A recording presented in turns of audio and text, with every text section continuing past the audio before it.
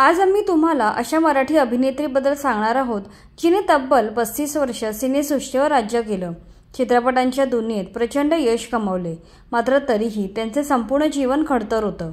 लहानपणी वडिलांच्या अचानक जाण्याने संपूर्ण कुटुंबाची जबाबदारी त्यांच्यावर आली। त्यामुळे त्यांनी वयाच्या अवघ्या 8व्या वर्षापासून अभिनय क्षेत्रात काम केलं। आपल्या सर्व भावंडांची जबाबदारी उचलून सर्वांचं पालनपोषण केलं। पुढे कामावर लक्ष केंद्रित करण्यासाठी त्या नातेसंबंधांपासून दूर पळत राहिल्या। शेवटी त्या एका व्यक्तीसोबत लग्न करणार होत्या, मात्र त्या व्यक्तीचे अपघाती निधन झाले। त्यांनी हे न झालेले लग्नही निभावलं। लग्न न करताही त्या आयुष्याच्या शेवटपर्यंत विधवा म्हणून जगल्या। या व्यक्ती म्हणजे सुप्रसिद्ध अभिनेत्री नंदा। चला जाणून घेऊया त्यांचा संपूर्ण जीवन प्रवास। नंदा म्हणजे नंदिनी कर्नाटकी। यांचा जन्म 8 जानेवारी 1940 रोजी कोल्हापूरमध्ये झाला। त्यांचे वडील मास्टर विनायक म्हणजे विनायक दामोदर कर्नाटकी हे मराठी तसेच हिंदी सिनेसृष्टीतील प्रसिद्ध दिग्दर्शक अभिनेते होते। 1947 साली त्यांचा अकाली मृत्यू झाला। तेव्हा नंदा यांचे वय फक्त 7 वर्ष होते। त्यात ती 7 भावंड होती। मोठे कुटुंब, त्यात घरातील कमवता पुरुष गेल्यामुळे हा काळ त्यांच्या कुटुंबांसाठी खूप कठीण होता। यावेळी नंदा यांनी कुटुंबाची जबाबदारी स्वतःच्या अंगावर घेतली। त्यांनी तिच्या 6 भावांना सांभाळण्यासाठी आणि त्यांना शिक्षण देण्यासाठी खूप कष्ट केले। आपल्या वडिलांच्या पावलावर पाऊल टाकून बालवयातच सिनेमात काम करायला सुरुवात केली। कुटुंबाला आधार देण्यासाठी त्यांनी बालकलाकार म्हणून एकापाठोपाठ एक असे अनेक चित्रपट केले। त्यामुळे व्यवस्थित शिक्षण घेणे जमले नाही। चित्रपटांमध्ये कायम व्यस्त असल्याने त्यांनी घरीच शिक्षण घेतलं। त्यांनी बालकलाकार म्हणून 1948 मध्ये आलेल्या मंदिर या चित्रपटातून सिनेक्षेत्रात पदार्पण केलं। बेबी नंदा हे नाव वापरून त्यांनी अभिनय करणं सुरू केलं। पुढे त्यांनी जग्गू, अंगारे, जागृती यांसारख्या अनेक चित्रपटांमध्ये काम केलं। 1956 मध्ये त्यांचे काका म्हणजे दिग्गज दिग्दर्शक व्ही शांताराम यांनी तूफान और दिया या चित्रपटात त्यांना मुख्य भूमिका साकारायची संधी दिली। या चित्रपटामुळे मुख्य अभिनेत्री म्हणून हिंदी सिनेसृष्टीने त्यांची दखल घेतली।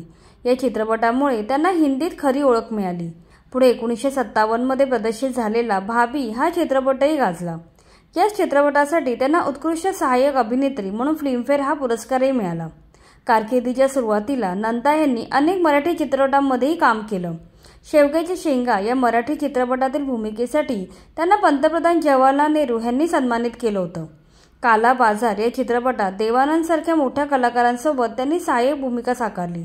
1960च्या दशकात त्यांनी धूल का फूल, कानून, हम दोनों, जब जब फूल खिले, गुमनाम, इत्तेफाक, द ट्रेन आणि प्रेम रोग यांसारख्या अनेक चित्रपटांमध्ये प्रमुख भूमिका साकारल्या।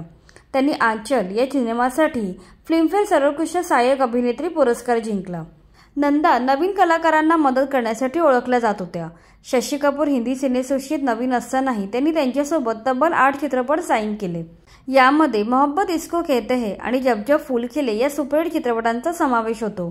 1965 मध्ये त्यांचा गुमनाम हा आणखी एक हिट चित्रपट आला। त्यामुळे त्या हिंदीतील आघाडीच्या अभिनेत्रीपैकी एक बनल्या। पुढे त्यांनी धर्मेंद्र आणि जितेंद्र यांच्यासोबतही काम केलं। 1969 साली त्यांनी इत्तेफाक या थ्रिलर चित्रपटात नवोदित अभिनेता राजेश खन्नासोबत काम केलं होतं। नंदा 1973 पर्यंत मुख्य अभिनेत्रीच्या भूमिका करत राहिल्या। नंतर वय वाढल्यामुळे त्यांना चरित्र अभिनेत्रीचे रोल मिळू लागले। उतार वयात त्यांनी शोर, आहिस्ता आहिस्ता आणि प्रेम रोग हे गाजलेले चित्रपट केले। 1983 मध्ये मजदूर हा त्यांचा अखेरचा चित्रपट ठरला। या चित्रपटानंतर त्यांनी अभिनयातून कायमची निवृत्ती घेतली। हिंदी चित्रपटांबरोबर नंदा यांनी कुलदेव, शेवगाच्या शेंगा, देव जागा आहे, देवघर, झाले गेले विसरून जा आणि मातेविना बाळ यांसारख्या अनेक मराठी चित्रपटात सुद्धा काम केलंय। नंदा तिच्या काळातील सर्वाधिक मानधन घेणाऱ्या अभिनेत्रीपैकी एक होती। त्यांचे वैयक्तिक आयुष्य सुद्धा वादळी होते। नंदा यांना चित्रपटसृष्टीत असताना अनेक लग्नाचे प्रस्ताव आले, पण त्यांनी ते सर्व नाकारले। लहानपणापासूनच जबाबदारीची जाणीव असलेल्या नंदा यांनी स्वतःकडे जास्त लक्ष दिलं नाही। त्या काम करत राहिल्या। त्यामुळे त्यांचे लग्नाचं वय टळून गेलं। सगळं सिरसावर झाल्यावर नंदा यांनी विवाह करून स्वतःचा संसार थाटावा असं त्यांच्या मित्रपरिवाराला वाटत होतं। त्यामुळे 1992 मध्ये त्यांच्या जवळच्या मैत्रिणी वहिदा रहमान यांच्या आग्रहामुळे त्यांनी लग्न करण्याचं ठरवलं। त्यांच्या मित्रपरिवाराने दिग्दर्शक मनमोहन देसाई यांच्याशी त्यांचे लग्न करायचे ठरवले। नंदा यांनाही मनमोहन देसाई आवडायचे। पुढे त्या दोघांचा साखरपुडा झाला। लग्नाची तारीखही ठरली होती। पण लग्न होण्यापूर्वीच 1994 मध्ये मनमोहन देसाई यांचे घराच्या बाल्कनीतून पडून निधन झाले। या घटनेने नंदा यांना मोठा धक्का बसला। नंदा यांनी लग्न न करता मनमोहन देसाई यांच्या विधवा म्हणून राहण्याचा निर्णय घेतला। नंतर त्यांनी कधी कोणाशी लग्न केलं नाही। त्यांनी स्वतःला घरात कोंडून घेतलं। या अपघातानंतर नंदा फक्त महत्त्वाच्या कामानिमित्त बाहेर जायच्या, पण जेव्हाही त्या कुठे जायच्या तेव्हा त्या पांढऱ्या रंगाची साडी नेसलेल्या दिसायच्या। मराठी सिनेमाच्या प्रेमापोटी नटरंग या मराठी सिनेमाच्या प्रीमियरला त्या उपस्थित होत्या। बाकी त्या कुठल्याही कार्यक्रमात दिसल्या नाहीत। आयुष्याच्या शेवटचा काळ त्यांनी मुंबईच्या वर्सोवा येथील घरात एकाकी व्यतीत केला। तिथेच 25 मार्च 2014 रोजी वयाच्या 75व्या वर्षी हृदयविकाराच्या झटक्याने त्यांचे निधन झाले। त्यांच्या निधनानंतर हिंदी चित्रपटसृष्टीचे एक सुवर्णयुग संपले। तर ही होती बालकलाकार म्हणून आपल्या कारकिर्दीची सुरुवात करून पुढे प्रमुख नायिका म्हणून आपली ओळख निर्माण केलेल्या ज्येष्ठ अभिनेत्री नंदा यांची जीवन कहाणी।